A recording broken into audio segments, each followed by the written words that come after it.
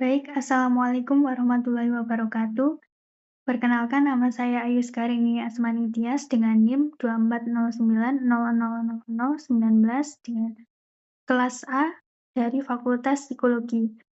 Guna memenuhi tugas UTS Kewarganegaraan, saya mengusung tema pelecehan verbal pada perempuan atau yang kerap kita sebut dengan catcalling. Jadi, maaf, apa itu catcalling? Catcalling ini merupakan bentuk komunikasi verbal yang tidak diinginkan bahkan kerap dibenci atau tidak disukai oleh para pendengarnya.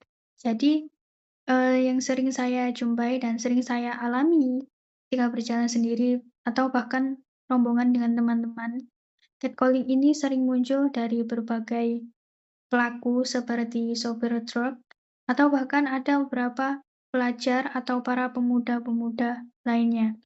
Sasaran empuknya ini memang para perempuan yang tidak memandang buluh seperti bahkan orang-orang yang berpakaian agamis seperti bercadar, terus dan memakai hijab pun masih bisa, menjadi sasaran empuk catcalling, apalagi yang berpakaian terbuka.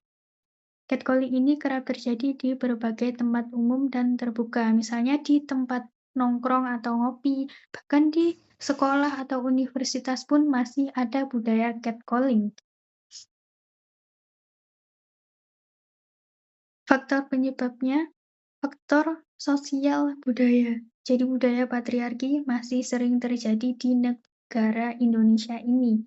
Entah bagaimana cara mendidik orang tua dan bagaimana intensif kesadaran para pelaku mengenai budaya patriarki yang menganggap remeh atau bahkan merendahkan para perempuan sehingga para perempuan ini bisa dijadikan objek catcalling atau hasrat seksualnya. Lalu kurangnya pendidikan atau edukasi. Terus pengaruh dari lingkungan. Jadi, pengaruh dari lingkungan ini maksudnya circle pertemanan, entah itu circle pertemanan di kampung, di sekolah, dan lain-lain sebagainya. Apabila teman-teman tersebut melaksanakan hal negatif, maka perlahan-lahan kita tentunya akan melakukan hal-hal negatif tersebut, kecuali jika iman kita kuat. Lalu dorongan seksual atau hasrat yang tinggi. Jadi menurut saya sangat memalukan sekali karena untuk ukuran manusia yang dapat mengendalikan nafsu, lalu para pelaku ini tidak dapat mengendalikan nafsu. Faktor psikologis pelaku. Sudah pasti pelaku catcalling ini faktor psikologisnya sangat terganggu. Alternatif kebijakan. Yang pertama, pengawasan orang tua yang cukup ketat apabila pelaku adalah seorang pelajar, mahasiswa, dan sebagainya. Orang tua ini merupakan peran yang penting karena mereka adalah orang terdekat bagi kita.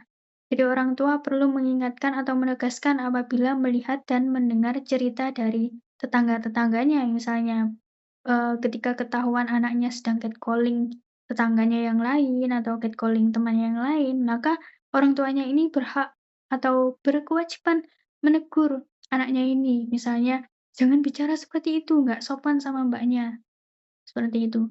Lalu edukasi publik, as a Gen Z seperti saya, media sosial itu merupakan edukasi publik yang bisa saya terima dengan mudah, seperti melalui FYP TikTok, Instagram, Twitter, dan lain-lainnya. Kebijakan dukungan bagi korban. Sebagai seorang penolong atau makhluk sosial, tentunya kita tidak boleh untuk menyalahkan korban karena mereka tidak bersalah. Karena saya seringkali menjumpai beberapa orang yang sering menyalahkan korban seperti pakaianmu terlalu terbuka dan lainnya. Itu tidak boleh. Lalu kekuatan untuk melawan. Sebagai seorang perempuan yang pernah mengalami pelecehan verbal, menurut saya melawan ini adalah alternatif paling keren.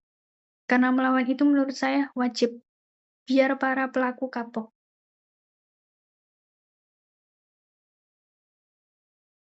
Lalu selanjutnya, cari dukungan psikologis, mengabaikan bagi tipikal people forget and move, lalu mendokumentasikan untuk bahan laporan dan memviralkan. Ini merupakan alternatif kebijakan yang paling mudah sekali. Kita cukup memvideokan kejadian ketika kita sedang catcalling maksud saya, dan mengunggahnya di platform media sosial kita, agar semua orang itu berhati-hati dan para pelaku tentunya mendapat sanksi sosial. Apa yang dirasakan pelaku saat sedang catcalling? Yang pertama, sok berkuasa dan mendominasi. Yang kedua, caper atau cari perhatian, lalu merasa dirinya atraktif padahal biasa saja. Gairah seksualnya tinggi. Lalu yang dirasakan korban saat mengalami catcalling dari pelaku. Yang pertama tentunya cemas dan takut karena bingung harus ngapain dulu. Yang kedua merasa terancam, merasa direndahkan. Lalu tak sedikit juga yang marah. Lalu selanjutnya yang terakhir adalah malu tentunya karena menjadi objek hasrat seksual. Usulan kebijakan yang pertama, mengadakan program kampung anti catcalling di berbagai daerah yang rawan catcalling, lalu menindak tegaskan pelaku catcalling, menciptakan undang-undang anti catcalling. Ini merupakan undang-undang ini sudah dibentuk oleh pemerintah, namun jarang sekali dibahas melalui media sosial, dan bahkan saya yakin teman-teman semuanya pasti belum tahu adanya undang-undang, padahal sudah ada. Usulan kebijakan selanjutnya, kampanye publik seperti membuat filter Instagram, template CapCut, dan menandatangani berbagai petisi. Terus penggerakkan Women Support Women, ini sangat penting sekali bagi perempuan. Yang terakhir, keterlibatan antara organisasi masyarakat, perguruan tinggi, aparat sipil, dan swasta yang sadar akan catcalling. Ini merupakan dokumentasi kejadian terjadinya catcalling yang saya lihat dan pernah saya alami. Foto ini merupakan foto adik-adik kelas saya, yang kala itu saya sedang melaksanakan jambore sewaktu kelas 11 SMA. Jadi di sini adik-adik kelas saya satu ambalan kumpul cewek dan cowok sedang makan. Lalu adik-adik kelas saya yang cewek ini mendapat perlakuan pelecehan verbal dari sekolah yang lainnya. Ada juga berbagai adik kelas saya yang melawan seperti "Opo koe sekon?" dengan lantang, dan ada juga yang diam saja dan mengabaikan.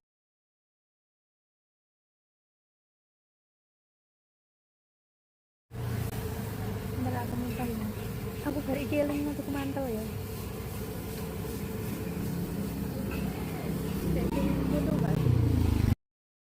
Wajah kami berdua ini sudah sangat terlihat bad mood sekali karena kami baru saja eee,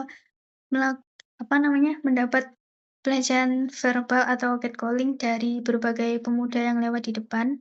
Namun saya tidak berhasil merekam kejadian tersebut karena sudah buru-buru pergi orangnya. Video ini juga sama, saya tidak berhasil mendokumentasikan saat kejadian langsung. Namun dapat dilihat dari bapak-bapak yang sedang mengendarai motor warna hijau tersebut, itu adalah pelaku, dan saya bersama dengan kakak saya yang sedang duduk di depan Indomaret adalah korbannya. Rencana tindakan bagi korbannya sudah pasti, saya akan dengan lantang menyuarakan mengabaikan bagi yang tidak berani untuk melawan, lalu berteriak nyalak, seperti meminta bantuan. Selanjutnya meminta bantuan pada orang terdekat seperti warung misalnya ketika saat ngopi dan sebagainya. Menatap tajam pada pelaku ini sangat basic sekali untuk menatap sinis kepada mereka, lalu mendokumentasikan untuk diviralkan bagi para selebgram atau seleb TikTok. Dan yang terakhir, regulasi emosi. Jangan pernah emosi apabila mendapat pelecehan verbal, seperti ketika kita sedang di-"kiu-kiu" lalu kita langsung menonjoknya, jangan. Lebih baik melawannya dengan kata-kata saja. Rencana tindakan yang harus didapatkan oleh pelaku, yang pertama, memberi sanksi sosial seperti kehilangan respek atau kepercayaan dari para tetangga dan sekitarnya. Konsekuensi hubungan asmara ini juga akan sangat berpengaruh pada kehidupan masa depan para pelaku. Pembatasan interaksi sosial. Jadi teman-temannya yang sudah tahu bahwa, oh, orang ini ternyata sering melakukan catcalling sama berbagai cewek, maka orang-orang sudah pasti akan ilfil dan sedikit muak untuk berinteraksi dengan dia karena tahu kelakuan negatifnya. Lalu selanjutnya, kecaman masyarakat. Pasti tidak lolos dari berbagai kecaman dan sindiran dari masyarakat yang luas karena pelaku ini telah berperilaku tidak baik kepada para korbannya. Lalu sudah pasti akan mendapatkan reputasi yang buruk dan akan ditandai oleh berbagai masyarakat. Oke, patut kita semua sadari, terutama pada para perempuan untuk selalu waspada terhadap pelecehan verbal yang dilantunkan kepada kita.